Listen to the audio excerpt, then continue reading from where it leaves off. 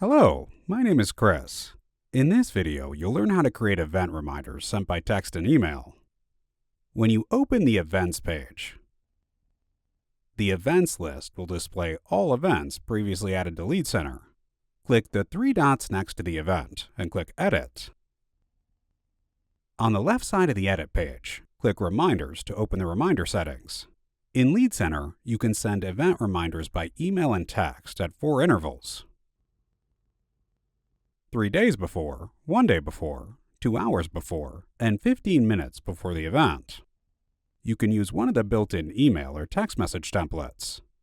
For example, send a reminder 24 hours before the event using a default email or text template.